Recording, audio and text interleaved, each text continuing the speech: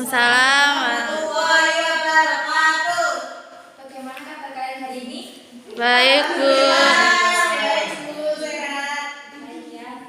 Baik, sebelum kita mulai pembelajaran kali ini, mari kita awali dengan bacaan basmalah terlebih dahulu. Bismillahirrahmanirrahim. Oke, selanjutnya Ibu absen. Mbak Casrunyawati, Hadirah Bu. Fani, Bila, Hadirah. Puput, Hadirah, Isan Sori, Hadirah.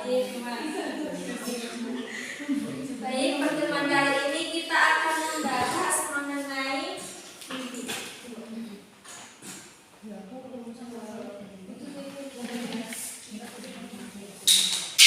substansi dan Mbak, seru. strategi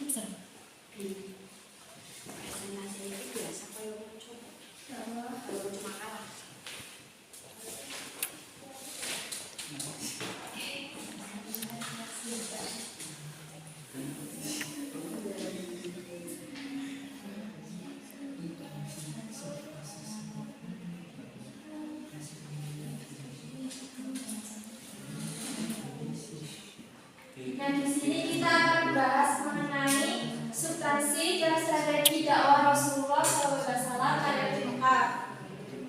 Nah, di sini ada yang masih ingat nggak kemarin kita membahas mengenai apa? Kebudayaan. Ya, berarti apa? Vi, kemarin penuh. Iya.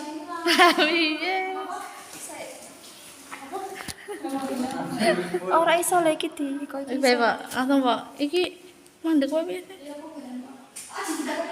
Ayo, Rara, kamang dipatang-patang, oh. Hari ini kita membahas mengenai substansi dan strategi dakwah Rasulullah SAW pada di Mekah. Masalah. Nah, ada yang masih ingat nggak kemarin kita membahas mengenai apa? Ingat dulu ya Mbak Fani apa? Kebudayaan masyarakat Mekah sebelum Islam. Ya, kebudayaan masyarakat Mekah sebelum Islam. Nah, Mbak Bila, apa kaitannya kebudayaan masyarakat Mekah sebelum Islam dengan substansi dan strategi dakwah Rasulullah SAW pada Mekah ini, Mbak? Kelanjutan dari kebudayaan masyarakat Mekah sebelum Islam itu karena mencakup pemahaman Islam pada masa Rasulullah Shallallahu Alaihi Wasallam pada Mekah. Iya, betul sekali. Pembahasan materi kali ini adalah kelanjutan dari materi kemarin ya. Nah, manfaat kita mempelajari bab ini itu agar kita sebagai umat muslim memahami bahwa umat Islam itu harus berpegang menurut aturan Allah Subhanahu wa taala, memahami dan menyadari kita sebagai umat Islam harus saling tolong-menolong dan menjadikan inspirasi dan motivasi dalam menjalankan agama Islam. Karena di sini Bu Guru ingin kalian itu tahu dan memahami perkembangan Islam masa Rasulullah SAW periode Mekah. Nah, untuk selanjutnya itu Ibu akan sedikit menjelaskan mengenai substansi dakwah Rasulullah SAW periode Mekah. Jadi pada usia Rasulullah SAW berusia 40 tahun, Allah menganugerahkan wahyu kepadanya karena kecenderungan berkhawat agar ia menjauh dari kehidupan jahiliyah dan Nabi Muhammad sering mengasingkan diri di Gua Hira dan melakukan ibadah menurut agamanya. Nah, di Gua Hira itu beliau mendapat keputusan pertama pada tanggal 13 Ramadan tahun 13 sebelum Hijriah atau bulan Juli tahun 610 Masehi. Nah, setelah kejadian itu, Nabi Muhammad bergegas pulang menemui Khadijah istrinya dalam keadaan gemata. Setelah itu, Nabi menceritakan perihal malaikat Jibril. Lalu Khadijah mengajak Nabi Muhammad menemui Warqah bin Naufal atau saudara sepupunya. Beliau juga merupakan pemeluk Nasrani yang taat dan menguasai bahasa Ibrani dan juga mengetahui perihal Rasul. Lalu Muhammad menceritakan semua yang dialaminya ketika di Gua Hira kepada Warqah. Nah, Warqah itu kemudian berkata, ini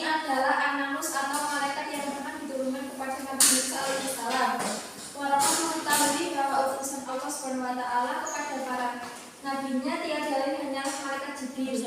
Maka yakinlah Muhammad bahwa dia adalah manusia pilihan yang diutus Allah Subhanahu wa taala untuk menjadi rasul selanjutnya. Kemudian Rasulullah SAW kami mengerjakan perintah Allah Subhanahu wa taala, yaitu menyeru kaum yang berhati keras dan tidak beragama untuk menyembah Allah Subhanahu wa taala.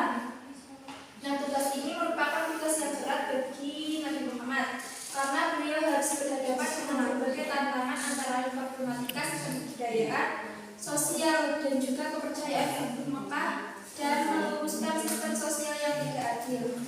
Nah, sampai di sini ada yang ditanyakan? Tidak, Bu. Jadi paham semua ya? Akhirnya tidak pahamnya.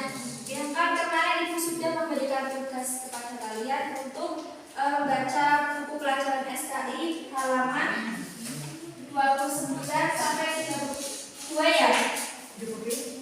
Nah, sekarang Ibu mau kalian membentuk kelompok menjadi 2 kelompok. Kelompok pertama dari Mbak Uni sampai Mbak Eva itu membahas mengenai dakwah secara sembunyi-sembunyi. Nah, kelompok 2 itu mencari sebab Rasulullah. Kelompok 2 membahas mengenai dakwah secara terang-terangan, yaitu dari Mbak Fatimah sampai Mbak Fani. Jadi tugasnya itu kelompok 1 mencari sebab Rasulullah SAW melakukan dakwah secara sembunyi-sembunyi, berapa lama dakwah tersebut dilakukan, dan berapa banyak orang yang masuk ke dalam agama Islam. Nah, kelompok 2 itu mencari sebab Nabi melakukan dakwah terang-terangan dan menyebutkan wahyu yang menggambarkan Abu Lahab serta apa yang dilakukan bangsa Quraisy setelah peristiwa di Bukit Safa. Ibu beri waktu 3 menit ya. Ya, Bu. Bentar, Bu. Ya, diskusikan terlebih dahulu. Susah, Bu. Susahnya yang mana, Mbak? Susah semua. Susah semua kan berdiskusi. Nggak mau begininya. Harus bekerja sama ya, nggak ada yang mikir. Ya, Bu. Oke, kelompok 1 udah apa belum? Udah, Bu. Kelompok 2 sudah. Kalau sudah, perwakilan maju ke depan ya. Kelompok 1 silakan maju ke depan. Assalamualaikum warahmatullahi wabarakatuh. Waalaikumsalam warahmatullahi wabarakatuh. Kami dari kelompok 1 ingin memaparkan mengenai sebab Rasulullah SAW melakukan dakwah secara sembunyi-sembunyi. Menurut kami, situasi dan kondisi kota Mekah pada saat itu belum kondusif untuk memulai dakwah secara terang-terangan.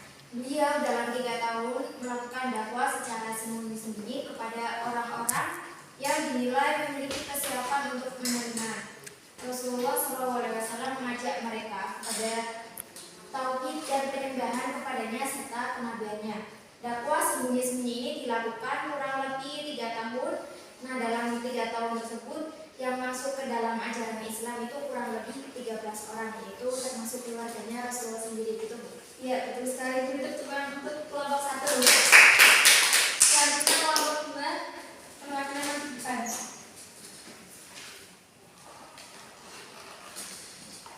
Di sini saya perwakilan kelompok 2 akan menjawab pertanyaan tentang sebab Nabi Muhammad melakukan dakwah terang-terangan dan menyebutkan wahyu yang menggambarkan Abu Lahab dan apa yang dilakukan bangsa Quraisy setelah peristiwa di Bukit Safa. Jawaban hasil diskusi dari kelompok kami yaitu sebabnya karena turunnya perintah Allah dalam Quran Surat Al-Hijr ayat 94 yang artinya, maka sampaikanlah Muhammad secara terang-terangan segala apa yang diperintahkan kepadamu dan berpalinglah dari orang-orang yang musyrik. Wahyu yang menggambarkan Abu Lahab terhadap surat Al-Lahab ayat 1-5 artinya, binasalah perbuatan Abu Lahab dan benar-benar binasa dia, tidaklah berguna baginya hartanya dan apa yang dia usahakan. Kelak dia akan masuk ke dalam api yang bergejolak neraka dan begitu pula istrinya atau pembawa kayu bakar melihat fitnah di lehernya ada tali dari sabit yang berkital. Peristiwa setelah Safa antara lain mendatangi Abu Paman yang mengasuh Rasulullah, mereka meminta Abu Thalib untuk mencegah kegiatan dakwah yang dilakukan keponakannya tetapi tidak berhasil. Kemudian kaum kafir Quraisy menyuruh Walid bin Mughirah dengan membawa seorang pemuda untuk ditukarkan dengan Muhammad.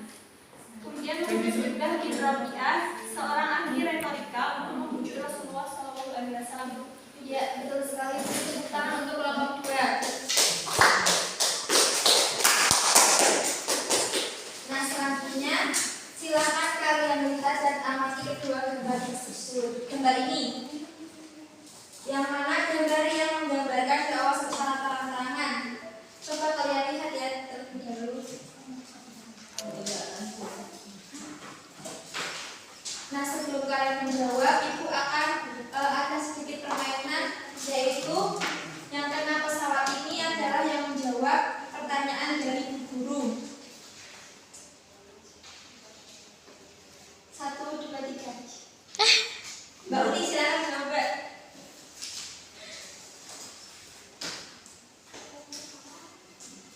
Yang mana gambar yang menjelaskan peristiwa dakwah secara terang-terangan.